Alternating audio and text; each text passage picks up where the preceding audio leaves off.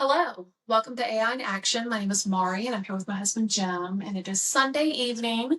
It's been a little chilly here in Texas, so we are dressed appropriately, and I do have a little nice hot cup of tea. So we're going to talk about artificial intelligence. First, we're going to talk for just a second about what all we've been doing and getting prepared for. So actually, we're getting ready for the TCEA Conference, which is the Texas Computer Educators Association Conference 2025.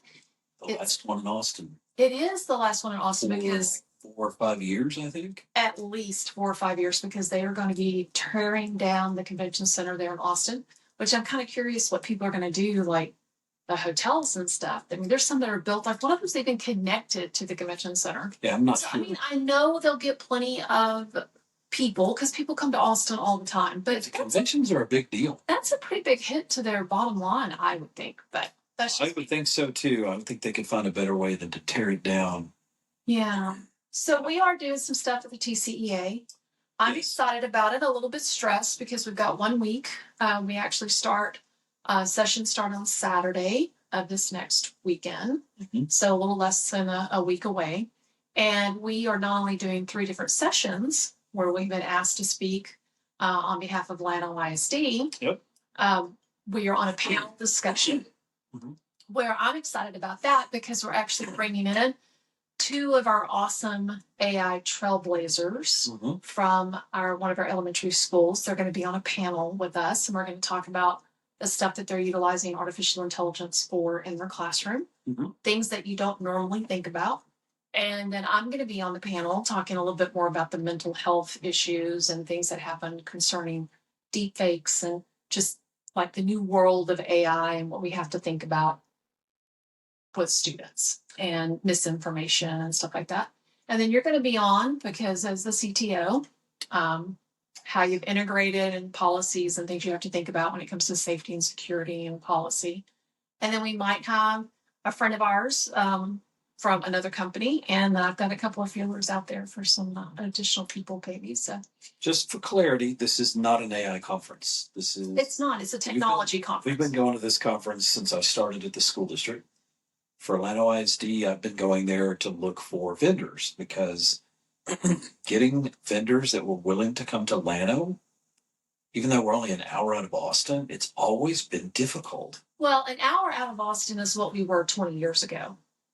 Now it's an hour and a half because if you are in Austin and you're trying to drive, I know we have somebody right now that's a little bit like they're toward Hutto.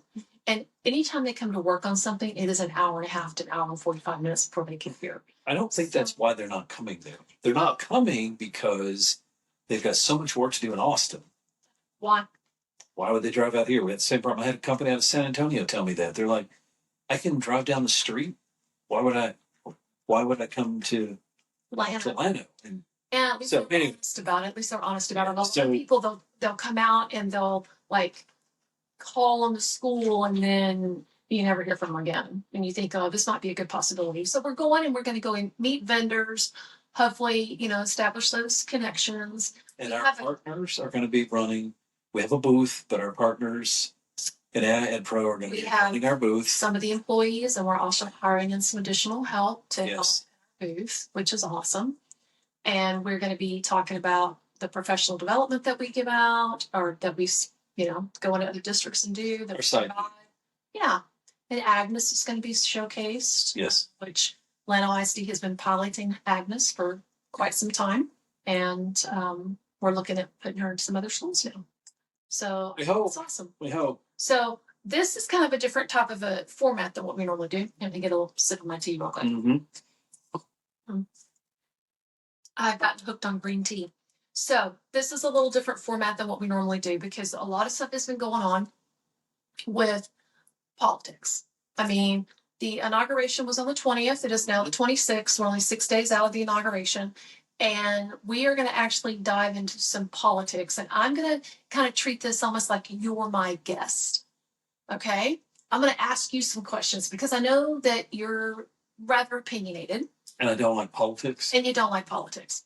So I'm going to kind of put you on the spot with some questions. The problem with politics is that politics for me, long before AI, it's been spewing out stuff on the internet. So much of which is garbage, some is good. But politics has been spewing out garbage for a really long time. Well, And we were talking about it earlier. I hate election years. I hate anything around election years because it's non-stop politics. Yeah. There's other things going on in the world that are a whole lot more interesting to me than what politicians have going on in their heads. But anyway, Okay, so before we continue with this conversation, I need to point out we are giving 3 sessions at the TCEA conference. Yeah. Okay. What's our booth number? 323. We are in booth number 323. I'm excited because we're right across the hall or right across the aisle from the Cricket Center, which is all of the t-shirt presses. I almost convinced you out of there last year. Love the Cricket Center. So we're right across from there, 323. We're doing the panel discussion is on Sunday. And then on Monday, we're doing one about how teachers have bigger fish to fry and about how, the stuff that actually goes on in the classroom and how can AI possibly help with some of the national concerns that we have in education. And then on the next day, which is, I guess, Tuesday, yes, we are doing our last presentation. And it's really kind of interesting because it's about strategies to combat cyberbullying, or the new paradigm, the new normal when it comes to cyberbullies and AI and deep fakes and misinformation. Yes. So that kind of like wraps us back into what we were just talking about with misinformation. When I was a media teacher, or I had the makerspace, we had a section that we did for media. And I can remember going and teaching my kids about photography. And one of the things that we really talked about was perspective. There is a very famous photo of one of our presidents where he's standing at a podium and he is in front of a B-52 bomber, and there is a flag that is draped over the B-52 bomber. That's a big flag. Well, that's just it. It really wasn't that big of a flag, but the angle of the camera and exactly how they placed him made it look like that flag would cover the whole thing. And so it was that perspective and that almost like a sleight of hand and misinformation. It made you feel something that if you were actually there in person, you might not have felt that way. Sure. So it was all about the capturing. And we also, the famous photo of the very first picture of the Earth from space and how that completely changed our perspective about the size of, the vastness of everything out there, other than just us. Photography a lot. I'm sorry, but it's all about perspective. Okay. So AI, misinformation, all about perspective. Okay. So here's my first question. Go for it. I'm sorry, I got You like photography. Art. Okay. The old AI policies got scrapped immediately. Yes. Do you see that actually making any waves, or is it just more of the usual back and forth? Well, it's not going to do much of anything because the old AI policies were not really much of anything. They were vague. They were vague. They were focused on safety, and most of the AI companies were going to ignore them anyway because they were too vague. They were too easy to get around. I don't see, it was more of a political move by the current administration to show that they were moving a different direction than the old administration.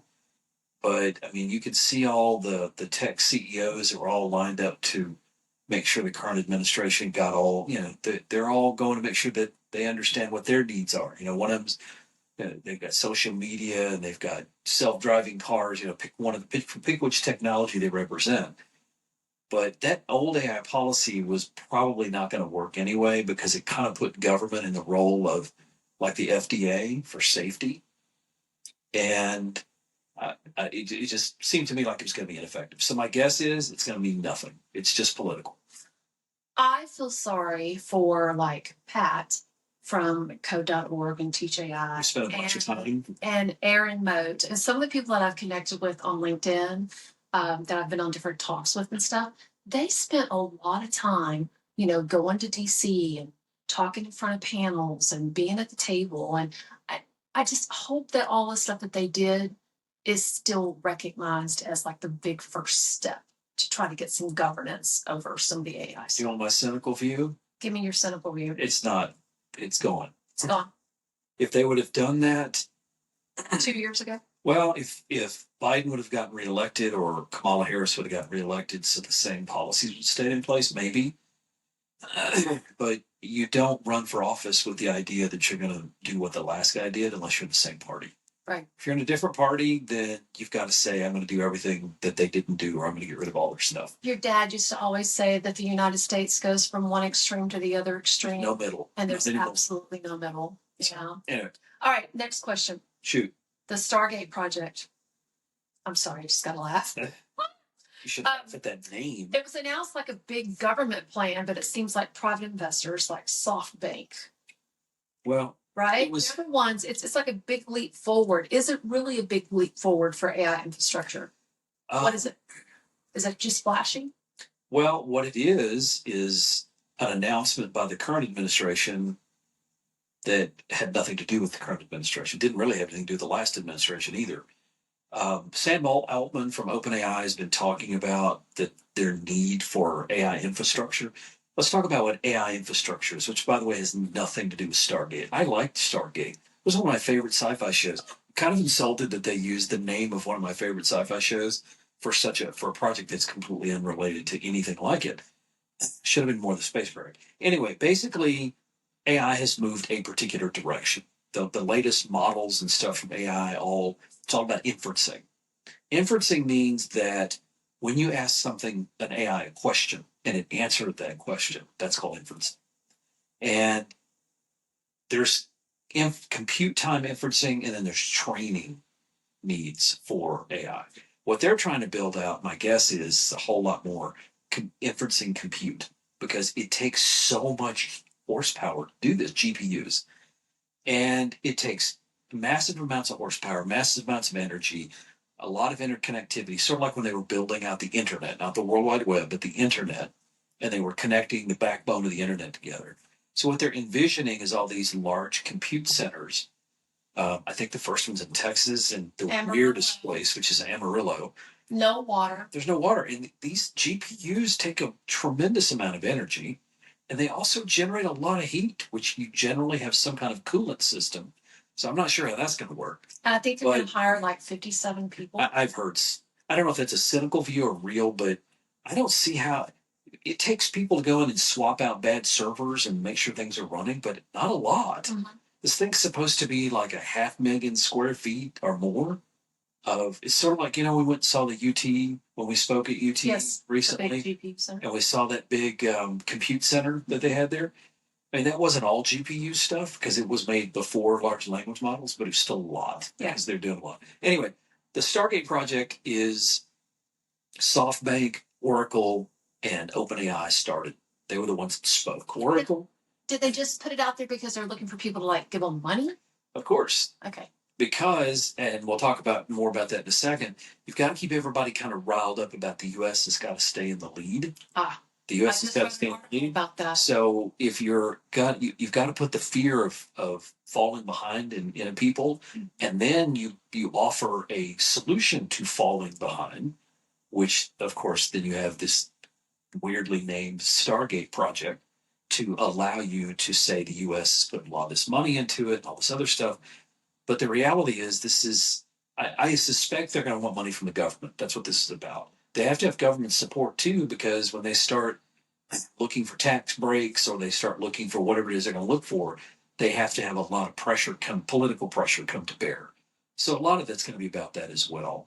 The biggest concern I'm reading about online is Larry Ellison, who is the Oracle guy. Mm-hmm. He had an interview not that long ago where he talked about the need for monitoring, that people would behave better if they were all monitored. In other words, we had a superintendent that used to say that something that's not monitored is optional. Yeah, well, he was talking about taking video feed and feeding it. So people are a little concerned about his perspective on these, but I'm a little more cynical about his perspective is that he wants Oracle to be part of this because Oracle's the largest database supplier on the planet. And guess what? When you're using AI and you want it to remember things, where do you put that? You put that in a database. And you need data. Not only you have to store the data. The language models are trained with data, but when you start interacting with it, you want it to store Your unique data, well, that's in a database. So he wants to be the database guy. Okay, so let's talk about the next one. Okay. Next question I have for you. Do you buy into this year of agents buzz, or does it seem like Silicon Valley is just trying to push the next big thing? I've been hearing it all over the place. Agents. Well, you and I talked about agents a year and a half ago. From a purely pragmatic perspective, I don't know of anyone who wants an AI that they have to tell. Nobody wants to just have a chatbot. Chatbots are great. They're useful. We like it. But at the end of the day, you want an assistant. Absolutely. You want something that you can say, book me some plane tickets or find this for me, a research agent, whatever. Call in my prescription at 3:00 tomorrow. Those are agents. You want the difference between a tool that a language model is using and an agent is whether or not the agent has its own language model. So, in other words, an agent, I can have a language model that's monitoring what's going on, and it interacts with you. It's the user interface to you. Maurie's virtual assistant wants something. Agnes, for example. Agnes, could you find out what time lunch is today? Well, if you just ask it that, it can use a tool and look it up, right? Because that's what the first Agnes did. But if you want to get Agnes to do something beyond that, it has to make decisions to do it. Almost that's autonomous. It's almost like it's almost autonomous on its own. It goes off and does it on its own, makes decisions on its own. So do I think 2025 is going to be the year of agents? I do not. Do I think there's going to be a lot of agents out there in 2025? I do. Back to the Stargate Project. They also want these compute centers because when you start using agents, you make millions of them, even if they're not great. It still takes a lot of computational power to run them. And what OpenAI is hoping to do is get rid of some of their dependency on Microsoft. Microsoft owns 49% of them, but they want to separate themselves from it, which means they want this compute centers to do that. So no, it will not. I don't think it will be, but I do think there'll be a lot of talk about it. And there'll be a lot of agents. Okay, so let's go on to the next one. Okay. Deepseek, not deep fake. Not deep fake. Deepseek's decision to go fully open source was surprising. Well, why do you think they're giving everything away? That was a weird one, and I don't want to sound conspiratorial, but I can't really help it because part of when you get cynical about some of these things, it was surprising to me. Deepseek is a Chinese company. Yes. They are owned by a Chinese company, I should say the Chinese investor that invested in them is really the Chinese government. That's pretty much how it works in China, as I understand it. I'm not an expert on the Chinese, but the Chinese government's got their hand in everything. Well, nobody expected them to release a truly open source model. And so everyone was surprised because the Chinese like to censor things. And when you make something open source, fully open source, I'm not talking about that stuff that OpenAI calls open source because that's not open source. Right. When you make something fully open source, people can mess with it. They can change it. They can take stuff, they can add stuff. So why would they do that? Well, I think they're doing it because of something that Sabine Hustle-Fedler talked about. Maybe that's the reason, which we'll talk about in a minute. She's a lady I follow on YouTube. I can't pronounce her last name. But I think they're trying to offset these large corporations. OpenAI started because they were trying to keep Google from owning AI. Mm-hmm. They became closed source instead of open source. Mm-hmm. So now the play is mostly Google, OpenAI, Microsoft, which owns a good chunk of OpenAI, and then there's a few smaller. I mean, Meta is really not a huge player. They think they are. X is trying to become one, which is Elon Musk, but they're not a huge player. Not in comparison. Not in comparison. So the Chinese government's looking at this going, these American companies, first of all, were restricting their access to the GPU technology and stuff like that. And so they don't want to be left out. Well, not only that, I think they want to throw a big old stone in the water and stir things up a little bit, keep people churning. Okay. All right. So the early test, they obviously, now hang on. Training a model that good, so fast, and so cheaply. Yes. Do you think they found some secret sauce, or is there something else at play? I think they did find some better training way to Okay. do it. I think they learned from what everybody else did. I do think that it's kind of funny to watch everybody. Well, first of all, they trained the model in less than 60 days, which is unusual. Very, They spent less than $6 million, which is ridiculously unusual. very. They are getting cheaper to fine tune models, but making a model from scratch tends to be, I mean, the first models were hundreds of millions of dollars kind of thing. It's gotten cheaper. Do you really think they made it from scratch? I don't think they made it from scratch. I think that they did a lot. I don't think it's just a fine tune model, though. I think it's more than that. Fine tuning is, I think that they kind of fine tune it, but now they break models up into pieces and they train them differently and then they connect them back together. So I do think that they did a lot of training, but I think that my instinct, whenever I heard about it, was to stay away from it because it's China and I have an inherent distrust of their motives. But the US companies are part of the complaint they have is, well, China's not really being innovative, they're copying. We used to get the moral high ground on that because when it came to hardware, especially, because I remember I was part of that, seeing all these companies offshoring all their stuff to Japan and then to Taiwan. Well, yeah, you move all this stuff over there, the Chinese are going to get better access to it. They're going to steal it rather than make it. And they've done that.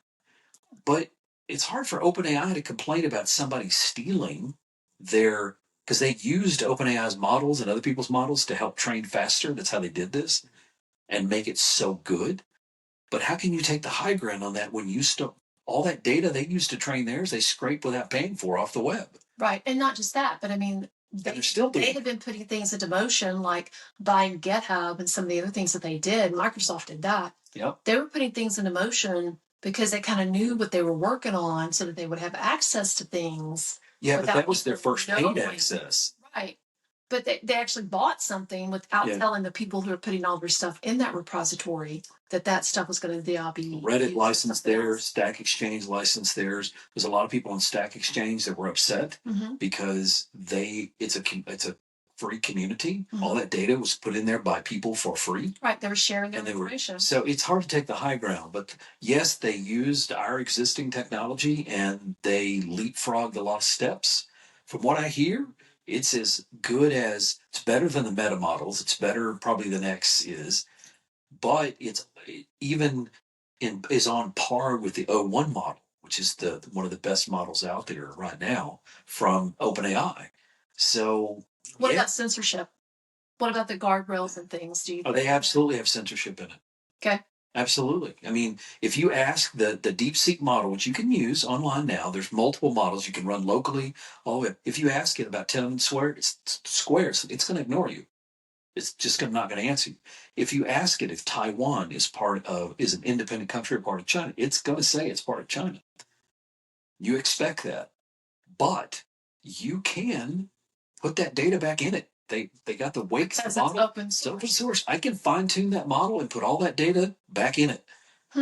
So it's interesting that they did that because they know people are going to put that back. They're gonna ask the questions when they find it missing. They're going to put it back. Okay, so let's go on. We're going to be running out of time. We are running out of time. When it comes to education, do you think we're moving fast enough to keep people informed, or are we sleepwalking into an AI-driven future? I think that things are changing faster than education is adapting. And I think we're so paranoid, which we talk about in one of our upcoming presentations, that we're so paranoid about doing the wrong thing that we're doing nothing. And I think people don't realize the kind of damage it's going to do for the kids not being able to use that tool. The tool's not going away. No. And you may want it to, you may wish it to, but it's not. Because there's too much money in it. There's too many people getting gains. There's too many people trying to get rid of employees, their highest cost in their business, by utilizing AI or just making themselves augmenting their abilities with AI. Doesn't matter what the reason, it's not going away. Education is just tromping along like nothing's changed. I'm constantly saying that, the K-12 has to change. K-12 has to change. The human intelligence movement, we're really pushing toward changing the paradigm in K-12. And then someone made a comment today that until colleges and universities are willing to take students without having to take like a college board exam or the SAT or the PSAT or the ACT and all these other tests. It has to change from the top down almost, because we're still going to have to teach the tests so that kids who want to go to college can pass those tests. So it's like, it's not just K-12 that needs to kind of reassess. Universities need to reassess too. But let's talk about Sabine, the lady that you were talking about. I have heard her. We've heard her in our kitchen because I've had in the mornings I wake up and I head in there for my coffee and I hear this accent. She's very German. Very German, and it's Jim listening to Sabine. So it's Hassenfelder. Sure. Sabine Hassenfelder. So she suggests that billionaires are aiming for AGI and they're not doing it for patriotic reasons. So are we looking at a future where billionaires, where powerful AI call the shots instead of countries? Or is that too sci-fi? What's her opinion? And does your opinion agree? Her opinion is that if she was the prime minister of UK or whatever, she would be more concerned about these. She would be wanting to build out things at a government level more than allowing these large corporations to control it. At the end of the day, large corporations are they're never in it for God and country. Right. They're in it because they want to make money. And, there was a time a long time ago, we had the robber barons, the Carnegies and the Rockefellers and all that other stuff. They were not great people, but the one thing that you could say about them is they lived in the United States. They cared about the United States. Even Henry Ford, who was one of the, around at the same time, said that if the people who work for me can't afford to buy a car, there's no point in me building cars. So they had some level of loyalty to the United States. But when you have companies that are invested in by countries all over the world, they're about making money. And now you've got these people at the top that are worth billions of dollars. You've got, one right now who put hundreds of millions of dollars into electing our current president. He's also trying to upset things in the UK, in Germany, even if his intentions are good, even if he thinks things need to change. Having an individual with that level of power is dangerous. Governments can't control it or even have a say in it. Maybe that's a good thing. I don't think so. Because at least government officials have some accountability to people. Billionaires do not. What they're all talking about is AGI, artificial general intelligence, and then SGI, super intelligence. When you have a company that's headed by a billionaire that has, if you truly believe that AGI is possible, which is super intelligence or artificial general intelligence, then super intelligence, they become a superpower. If that billionaire has access to that level of control and all these AIs wired into everything, it gives them tremendous power over information, over how everything works. There's been so many bad sci-fi stories written about, and by bad, I don't mean bad written, I mean bad. Person of interest. Person of interest. If you haven't watched it, it sure feels like what's going on. I had to stop watching it because it just got a little too close to the reality.